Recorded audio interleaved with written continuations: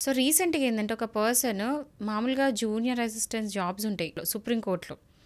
So, supreme కోర్ట్‌లో ఆయన అన్నీ అంటే క్లియర్ చేసుకున్నాడు. జాబ్ వచ్చింది. ఇంటర్వ్యూ వరకు పోయింది. ఈవెన్ పోస్ట్ అయ్యి కూడా అంటే పోస్ట్ కూడా అయింది. సో, పోస్ట్ అయిన టైంలో ఏమైందంటే వాళ్ళ ఆవిడ కావాలని అతని మీద ఎళ్లి 498 కేసు వేసింది. 498 అంటే తెలుసు కదా మీ అందరికీ. Domestic violence case ఏసింది.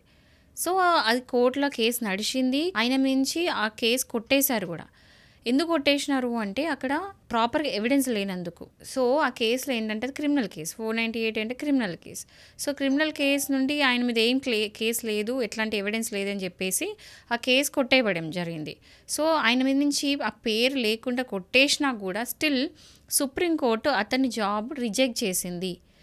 అంటే ఇప్పుడు ఆయనేం తప్పేం చేయలేదు గదా! అయినా గూడా సుప్రీంకోర్ట్ ఆయన జాబ్ అనేది రిజెక్ట్ చేసింది. ఈయనెళ్లి ఢిల్లీ హైకోర్ట్‌లో దీనికోసం కేసేసుకుంటే, ఈవెన్ ఢిల్లీ హైకోర్ట్ కూడా దాన్ని అప్పీల్ చేసింది. ఏంటంటే ఆల్రెడీ అంటే ఒక క్రిమినల్ కేస్ ఫైల్ అయినా కూడా అంటే జాబ్ పెట్టడం, పెట్టకపోవడం సుప్రీంకోర్ట్ ఇష్టము. సో, దీని బేసిస్ మీద రిజెక్ట్ చేయడం ఏం తప్పు లేదని చెప్పి ఢిల్లీ హైకోర్ట్ తీర్పు అనేది ఇచ్చింది. సో, ఇప్పుడు అనిపియట్లేదా మీకు 498 వల్ల ఎంత డ్యామేజ్ అయితుంది? అంటే ఇప్పుడు ప్రాపర్‌గా నిజంగా జెన్యూన్‌గా కేస్ ఉంటే టెన్షన్ లేదు. కానీ ఇట్లా ఫేక్ కేసెస్ పెట్టడం వల్ల ఎంతమంది మెన్ సఫర్ అయితున్నారు. ఇదొక ప్రైమ్ ఎగ్జాంపుల్ దానికి.